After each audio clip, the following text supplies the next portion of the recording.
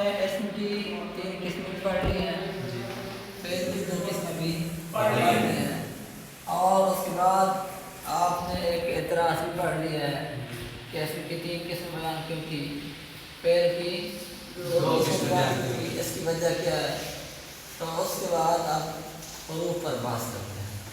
حروف کی 2 قسمیں، حروف کی 2 قسمیں ہیں، حروف معانی، حروف مبانی۔ کون کون سی 2 قسمیں ہیں؟ حروف معانی، حروف مبانی۔ حروف معانی وہ ہے جس کا کوئی معنی ہو، حروف مبانی کسے کہتے ہیں؟ جس کا کوئی معنی ہو۔ حروف معانی کسے کہتے ہیں؟ جس کا کوئی معنی ہو۔ حروف مبانی کسے کہتے ہیں؟ جس کا کوئی معنی ہو۔ حروف مبانی کی مثال کیا ہے؟ حروف مبانی اس کی مثال کیا ہے؟ الف با تا۔ حروف مبانی کے 2 اور نام بھی پڑھے تھے، وہ کون کون سے تھے؟ حروف تہجی، حروف تہجی اور حروف ہجا۔ اور اس کے بعد کہتے ہیں پھر حروف کی 2 قسمیں، پھر حروف کی 2 قسمیں ہیں، حروف اصلیہ اور حروف زائدہ۔ حروف اصلیہ اور حروف زائدہ کو جاننے سے پہلے چند فائدوں کا جاننا ضروری ہے۔ حروف اصلیہ اور حروف زائدہ کو جاننے سے پہلے چند فائدوں کا جاننا ضروری ہے۔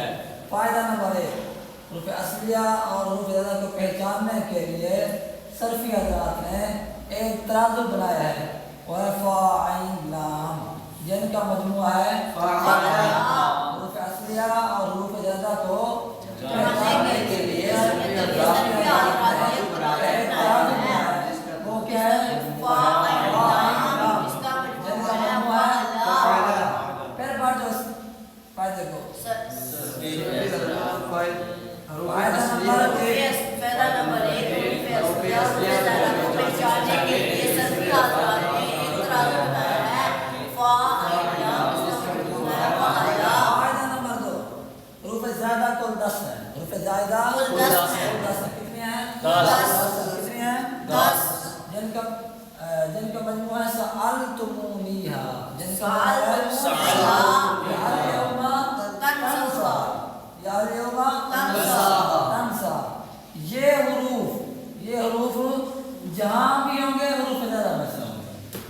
پھر میں پڑھ رہا ہوں، حروف زائدہ کل 10 ہیں، جن کا مجموعہ ہے سألتمونیہا، یا اليوم تنسا۔ یہ حروف جہاں بھی ہوں گے حروف زائدہ میں سے ہوں گے، اور یہ ضرور نہیں ہے حروف جہاں بھی ہوں حروف زائدہ میں سے ہوں۔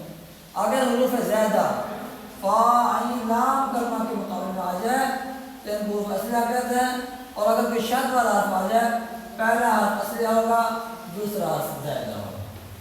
پڑھو اس کی شاباش، شروع سے اسٹارٹ۔ یہ فائدہ پڑھو اس پر۔ فائدہ نمبر 2، فائدہ نمبر 2، زائدہ کو 10 ہے، جن کا مجموعہ ہے سألتمونیہا، یا اليوم تنسا۔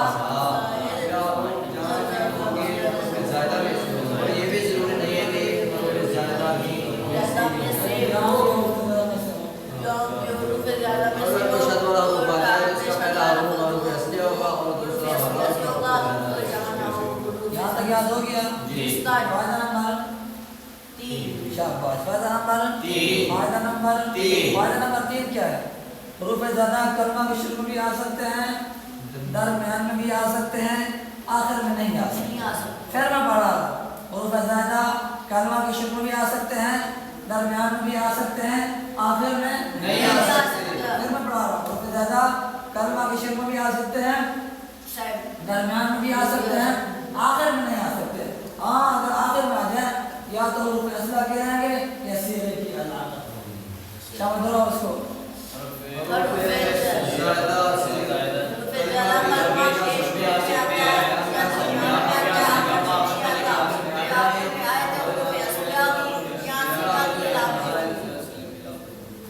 ہاں حروف زائدہ کلمہ کے شروع میں بھی آ سکتے ہیں، درمیان میں آ سکتے ہیں، آخر میں نہیں آ سکتے۔ اگر آخر میں آ جائے یا حروف اصلیہ کیا جائیں گے یا صیغہ کی علامت۔ کتنی فائدہ ہو گئے؟ فائدہ نمبر 4، حروف زائدہ فا کلمہ کے مقابلے میں آ جائے تو اس کو فا کلمہ کہتے ہیں۔ آسان ہے فائدہ، حروف زائدہ فا کلمہ کہتے ہیں، فا کلمہ کہتے ہیں۔ اگر حروف زائدہ عین کلمہ کے مقابلے میں آ جائے تو پھر اسے کیا کہتے ہیں؟ ऐन कलमा कहते हैं। फायदा हरूफ ज़दा अगर लाम कलमा का मुकाबले में आ जाए तो फिर उसे क्या कहते हैं? लाम कलमा कहते हैं। इस फायदे को जरा ऊपर आगे चलते हैं। फायदा नंबर 4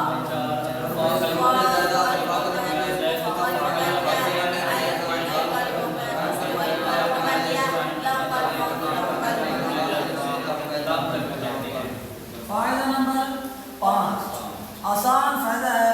अभी आप पूरा नहीं सुनोगे आपको फायदा पहले याद पहले हो जाएगा। सुलासी 3 हरफी कलमा को कहते हैं। सुलासी 3 हरफी कलमा कहते हैं। फाइन और एक लाम। राजुलन बरवलन फाउल। रबाई किसे कहते हैं? 4 हरफी फाइन और दोला। फाइन और दोला फाइन दोला। उसकी मिसाल है जाफरन बरवलन फाइल। अब जाफरन इसमें कितने लाम हैं? 2 है। कितने हैं? 2 लाम। राजुलन इसमें कितने लाम हैं? 1 लाम। खुमासी 5 हरफी कलमा को कहते हैं। खुमासी इसमें फाइन और 3 लाम। जैसे जा हमारी शम अब इसमें कितने लाम हैं? 3 लाम है। आपका सबक खत्म हो गया। फिर मैं आता हूँ सबक थोड़ा सा दोहराता हूँ आपके ज़हन के लिए। हरूफ की 2 किस्में हैं, हरूफ मानी, हरूफ मबानी। हरूफ मानी वो है जिसका कोई माना हो, उसमें मिसाल जैसे मिन माने से इला माना ताकत।